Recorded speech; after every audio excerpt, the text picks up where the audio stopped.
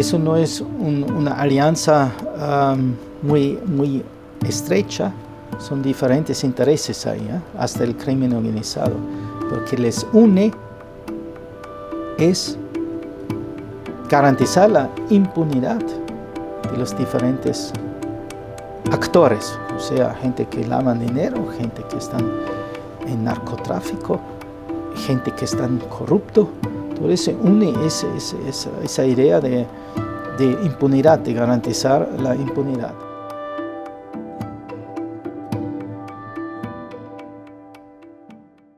Buenos días, mi nombre es Jody García y en esta entrevista para Plaza Pública estamos con el embajador de la Unión Europea, Thomas Baker. Buenos días, muchas gracias por recibirnos. Muy buenos días. Embajador, usted llegó a Guatemala en octubre de 2020, en plena pandemia, con otro gobierno, y se va ahora con condiciones muy diferentes. ¿Cómo puede hacer una explicación de lo que recibió y de cómo se va? La diferencia más grande fueron las elecciones en 23. Eso fue un cambio radical, ¿no? De que hemos visto anteriormente y en que estamos ahora. Ambos gobiernos con muchísimos retos, claramente, ¿no? El gobierno de Chan Matei, ahí, vamos a decir así, lo que llamamos o que llaman el pacto de corruptos, tenía también sus enlaces en el gobierno. Eso ya no existe, eso es muy diferente porque el gobierno de Arévalo tenía una agenda de anticorrupción en las elecciones. Bueno, se puede decir también Chan Matei, pero sabemos, a lo menos en retrospectiva, que no fue así. Entonces, eso es la diferencia más grande. Un gobierno que en su lucha contra la corrupción estaba más o menos en parte cooperando con el pacto de corruptos, y ahora un gobierno que tiene una agenda anticorrupción. Eso es la diferencia más grande. Pero los retos sabemos muy bien, ¿no? Los retos no solamente en la lucha contra la corrupción, pero también la pobreza, la infraestructura y todo eso. Eso es un reto enorme por este gobierno actual. Como embajador, usted fue muy vocal en cuanto a la posición de la lucha contra la corrupción, sí, y eso le trajo consecuencias. ¿Cómo fue esta transición, especialmente pues en el periodo electoral? Bueno, la gran ventaja que nosotros tuvimos fue que la Unión Europea ha mandado una misión de observación electoral con más que 120 observadores, y ahí tuvimos de primera fuente nuestra información. Y el resumen de la primera vuelta y de la segunda vuelta fue que no hubo fraude. No hubo fraude. Y además esa narrativa que después de la fraude electoral salió, fue sobre todo basado en la TREP. Y eso es tan absurdo, porque es un sistema, como sabemos, paralelo, es un conteo electrónico rápido para tener una idea de tendencias. Eso nunca entra en los resultados, pero todavía están vendiendo esa narrativa. ¿Y por qué me he expresado tan fuerte? Porque eso fue un ataque directamente a los principios de la democracia, del Estado de Derecho, con el objetivo de socavar la democracia, de mantener el control del pacto de corruptos sobre el Ejecutivo. Eso fue lo que hemos visto. Y como tuvimos toda esa información de primera mano, y además había también una misión de observación electoral de la OEA y la MOE Guatemala, todas esas fuentes fueron en principio en el mismo camino, que no hubo fraude, hasta el CACIF. Yo he hablado con la observación electoral del CACIF y me dijeron no hubo fraude.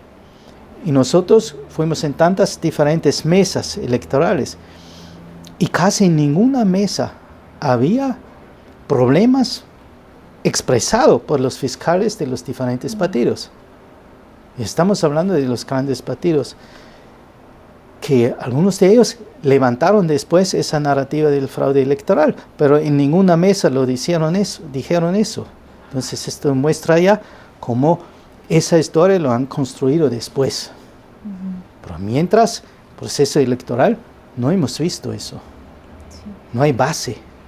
Entonces, un ataque tan masivo, además de una institución estatal de tanta importancia como el Ministerio Público, eso es algo muy, muy serio.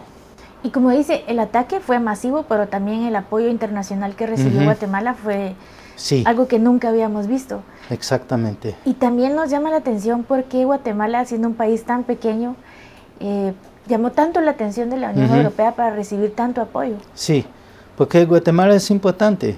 Guatemala es el país centroamericano con la economía más grande, con la población más grande, y tiene también una posición estratégica entre el Atlántico y el Pacífico. Tiene tantas oportunidades que vemos en Guatemala. Es un país de enormes oportunidades. Sí, justo he mencionado, ¿no? Entre dos mares, por ejemplo, se puede construir un canal seco en competición con Panamá. El turismo está todavía muy subdesarrollado. Ahí hay un potencial enorme. También industria de cualquier cosa, recursos naturales. Entonces, todo ese potencial que se puede utilizar por el progreso. También he olvidado el capital humano, muchos jóvenes, buenos trabajadores. Todo ese progreso está frenado justamente por ese tipo de gente que no quieren desarrollo, que quieren un modelo político-económico de autoritarismo y además con enlaces hasta el crimen organizado. Por eso, si vemos eso en el ámbito regional, Guatemala es un pilar muy importante. Si se cae ahí la democracia, eso tenía un efecto para toda la región. Y en una región donde ya hemos visto que han avanzado mucho los gobiernos autoritarios. Exactamente. Y nos llama la atención también, sabemos que el Consejo de la Unión Europea pues es un ente complejo, ¿verdad? Y muy grande. ¿Cómo es que se logra que un consejo que integra tantos países se ponga de acuerdo para emitir sanciones contra actores en Guatemala? ¿Cómo es eso? Porque fue muy obvio que ha pasado. He mencionado antes la misión de observación electoral con los 120 miembros. Había también una más pequeña del Parlamento Europeo. Y ahí había representantes de todos los partidos políticos del Parlamento Europeo, de la extrema derecha hasta la izquierda. Y hasta la gente de la extrema derecha lo han visto que no hubo fraude. Y eso es muy interesante. Y así, si tú ves, eso es también una narrativa que lo venden aquí contra la Unión Europea, que somos izquierdista, globalista, todo eso, ¿no? De todos los gobiernos en Europa, pronunciado de la izquierda hay solamente uno, y eso es España. Todos los otros gobiernos son, o sea, conservador o de la derecha o una coalición, centro derecha. Entonces, esa narrativa no tiene nada que ver. Y por eso no fue tan difícil de convencer los representantes de los 27 Estados miembros de imponer sanciones, porque estamos hablando de principios. El principio democrático más básico que existe es reconocer resultados electorales, tener respeto de la votación del pueblo. Si eso no existe, no existe democracia. Dice eso de la Unión Europea, que 27 Estados miembros se pongan de acuerdo de forma tan contundente para sancionar a estas personas. Eso significa no solo el interés de Europa en qué está pasando en Guatemala, pero también es un mensaje al resto de la región un mensaje al nivel global que estamos todavía luchando y defendiendo principios democráticos al nivel global. Ese tipo de sanciones no hay solamente en Guatemala. Si hablamos de América Latina, o lo más cercano, sería Nicaragua, ahí hay también sanciones. Venezuela, ahí tenemos también sanciones. Y en otros continentes, Rusia, claramente, en algunos regímenes en África, donde había golpes militares. Es un principio que la Unión Europea está defendiendo al nivel global, la democracia y el Estado de Derecho y los derechos humanos. Y también vimos sanciones que fueron orientadas a acceso a la justicia, persecución, por ejemplo.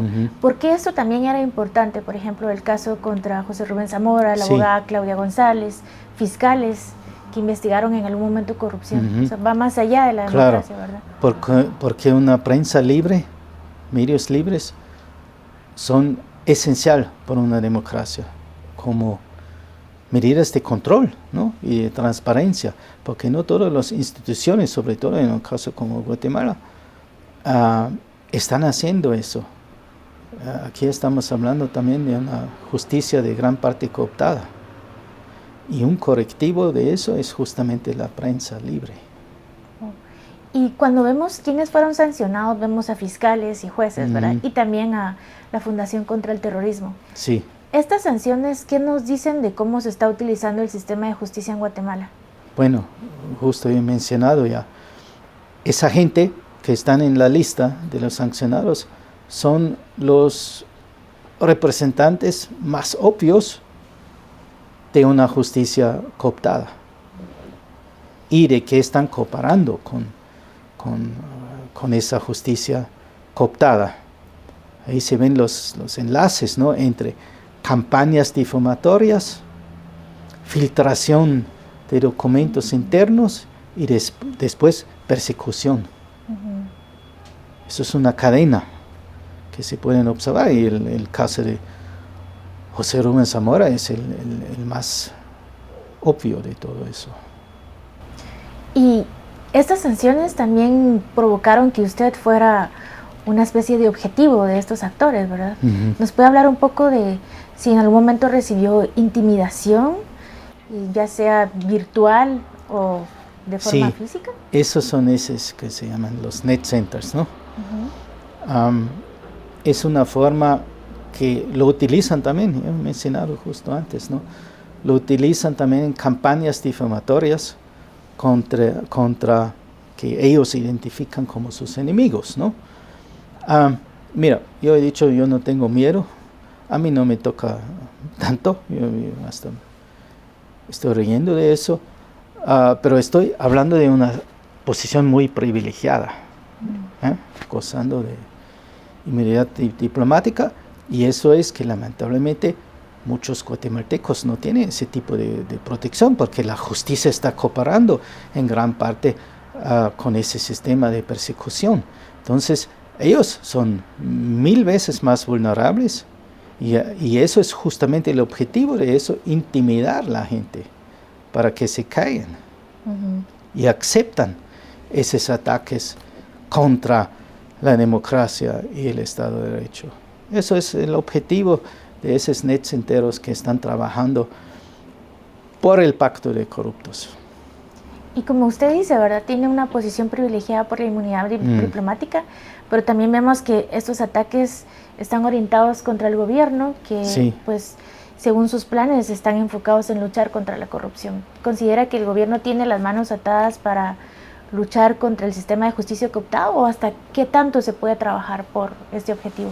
Eso es muy complicado, porque si un gobierno está confrontado con una justicia cooptada, ¿cómo tú vas a resolucionar eso cuando ni puedes confiar en los cortes más altos del país de ayudarte en esa lucha?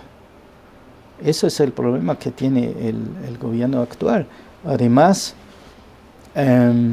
son también quizás errores del pasado que por motivos muy diferentes querían proteger la figura de la fiscal general en una manera que hace imposible hoy en día de removerlo.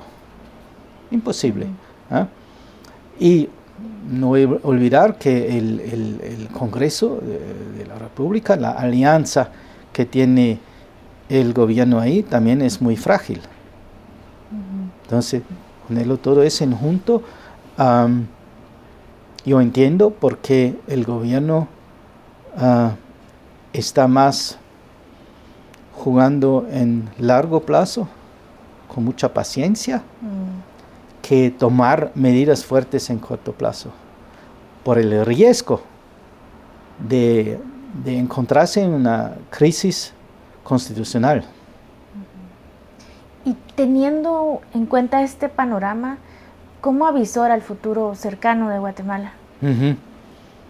Bueno, uno de los retos más grandes es justo esa coyuntura planetaria, tú puedes decir, de tener tantas decisiones absolutamente claves en 2026. Sí.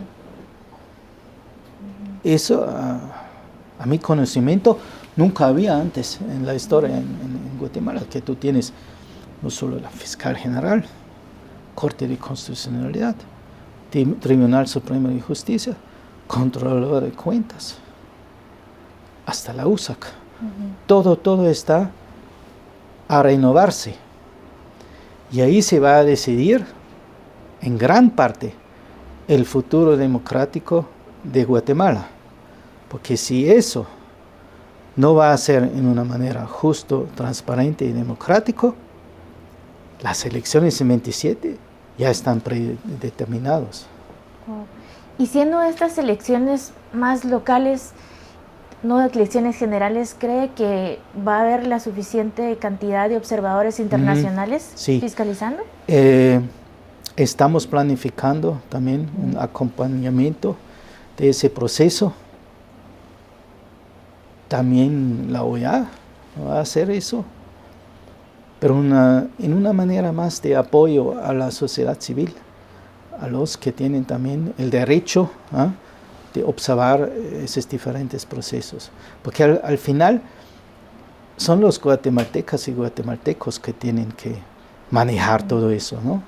No es la comunidad internacional. La comunidad internacional puede darle apoyo, acompañarles, pero las decisiones y el trabajo profundo, eso es de los guatemaltecos. Sí. Y embajador, pues haber sido pues un embajador tan vocal no pasó desapercibido para pues estos poderes, ¿verdad? Recuerdo que Sandra Torres lo llamó hasta racista. Ricardo Méndez Ruiz ha dicho públicamente que lo van a perseguir a donde quiera que vaya. ¿Cómo deja el país y cómo fue esta experiencia de haber atravesado pues una misión en un territorio tan convulso? No, hay que ver dos cosas diferentes. Uno es que alguna gente utiliza de manera polémica, ¿no?, en discursos políticos en público. Justo con Sandra Torres yo tengo una relación muy buena. Hemos dialogado hace un mes. Muchos actores políticos de diferentes ideologías, con todos estamos dialogando, con todos, con excepción de la gente que están sancionados, claramente. Extremo, ahí el diálogo se termina porque son obviamente enemigos de la democracia. Pero no tenemos ningún problema. En hecho, tenemos interés de dialogar con todos los diferentes partidos políticos, ideologías. Eso hicimos también en 23. Antes de las elecciones hemos hablado con varios candidatos, incluyendo Suri Ríos, Carlos Pineda, todos. Eso no es un problema, eso es normal. Tú tienes un campo ideológico muy amplio, Y como yo he dicho desde el principio, ¿no? Eso no es sobre ideologías, sobre opiniones políticas, es sobre aceptar resultados electorales. Si la Unión Europea sea como nos están acusando aquí, ¿no? de izquierdista, globalista, nosotros vamos a tener problemas con gobiernos que fueron recientemente electos, que son de una tendencia política que está normalmente muy polarizado y muy en contra de eso, y eso nunca fue un problema. No, si un pueblo elige un candidato de una ideología muy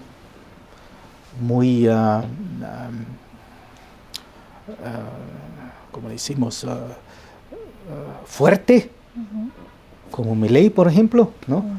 Eso es una decisión democrática, hay que aceptarlo. Y al mismo tiempo que usted comenta que pues hablan con todos los partidos, más allá de ideologías, también parece que ocurre una discusión paralela, ¿verdad? A través de estas cuentas de NetCenter, como mencionaba, que se trata de impulsar una narrativa y desinformación, y que usted también pues se ha enfrentado a eso. ¿Cómo nos puede explicar un poco este fenómeno? Bueno,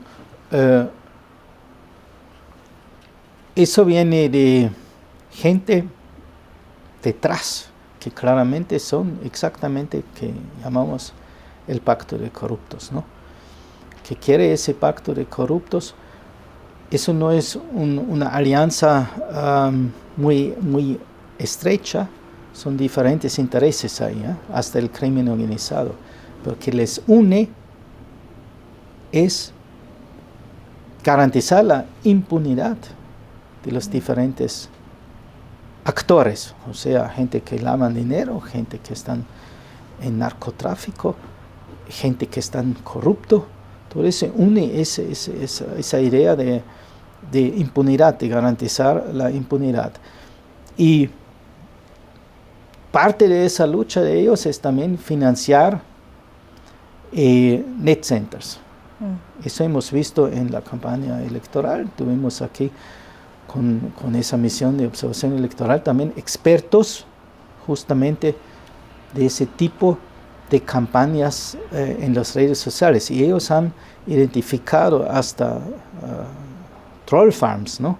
Que están en Bangladesh o en Pakistán, que lo pagan para inundir el espacio de los medios sociales con sus mensajes, y se ve mucho de eso.